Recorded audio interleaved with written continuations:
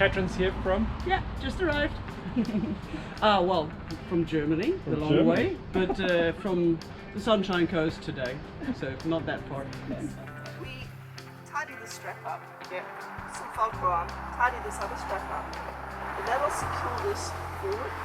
Yeah, and the downward secure is like with this really major one, the one that really holds it together and will not rip off with the first corrugation. Okay, well let's do this side, then this will be secure, and then we can decide on the other side when that's done. Sounds like a good plan.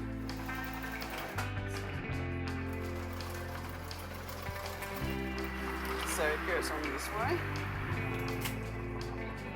There we go.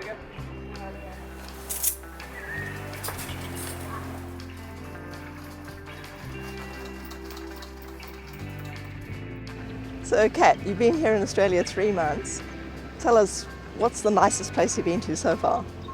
Well, I think the country is so diverse. There's not one place I could point out, but I did like the forests of the southwestern shores.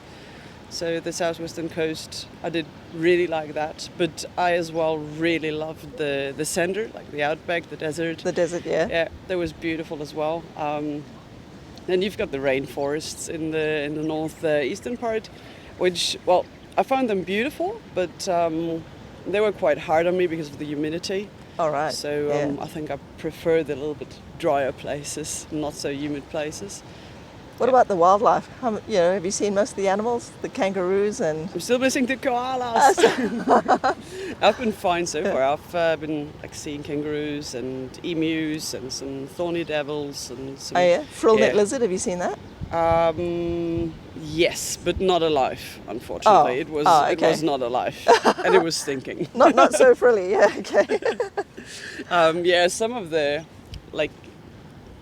supposed to be dangerous spiders, which are actually not that dangerous, but quite a bit of wildlife around there. And how have you found things like the food? Has it been a big adjustment, or has it been just similar to what you have at home, or? No, just normal food. Okay. Like for me being from Europe or from Germany, I would say it's more or less normal food I'm used to. I love that there is so much bacon and eggs around here because I love bacon and eggs. And so bacon and egg sandwich and stuff like that is just I love it, and I'm eating lots of it. But other than that, I love that there's so much seafood around in the coast areas. Just normal food. Okay, and how have you found the way that other people on the road treat you, like other drivers? Do they treat you well, or is it? As a motorbike rider, do you feel? So far on the long distances, I've been absolutely fine. So people have been very kind and considerate. There are some, if you go to the bigger cities and stuff, you will always find people that should not be driving a car. Coming around these is kind of tricky sometimes, but I just try to get out of the way. No, but other than that, even the road trains didn't shock me so far. I'm aware of them and I'm really careful around them, but no, they didn't have that much of a negative impact on my traveling so far. And have you found a big difference between the attitude towards you from people, say, in the outback, or the less populated places compared to the cities? Just the way a stranger will greet you or anything like that?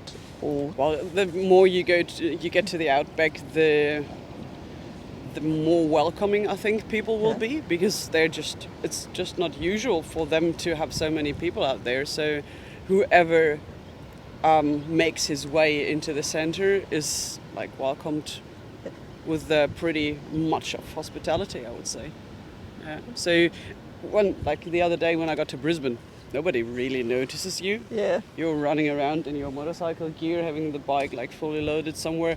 People look at it as and just go their way. Whereas if you turn up at a pub or at a servo or something, in the more central areas, even in the more rural areas, it doesn't even have to be in the center, but as soon as you get a little bit more into the farmland, people will be more surprised to see you, and normally quite happy to see you even, and interested in what you're doing, where you're coming from. Have you had any problems with the bike since you started this In the trip? very beginning, because the bike has been sitting in a shed for a year or two before I bought it, one of the O-rings of the carburetor was shrunken or something, so it pissed fuel. Oh, okay. Yeah, so, Not good. No, but it was just a few days until we could manage to get a new O-ring in Alice Springs, and after that, it's been fine so far. Oh, good. And what are your plans after this? That's a very good question. So by end of this week, I'll head to the center again towards Inaminka, and go back out into the desert again.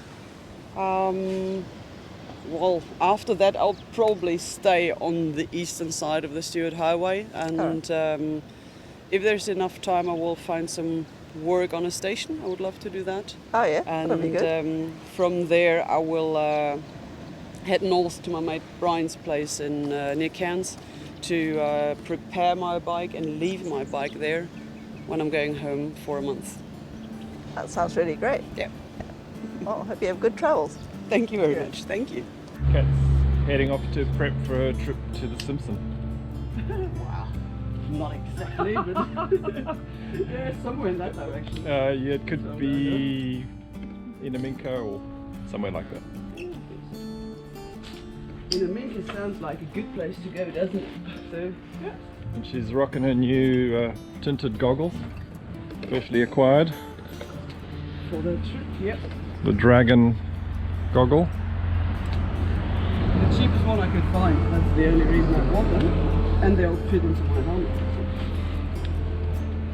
And the mods are complete on the Meerkat front tank bags. Yes.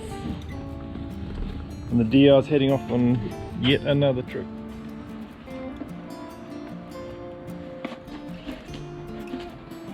Okay.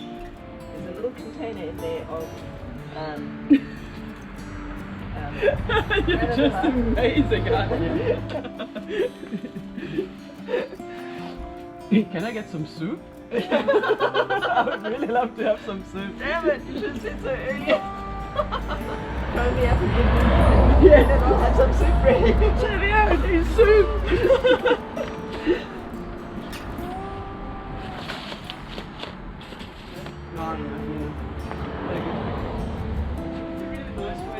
Like I start out in the morning having them closed.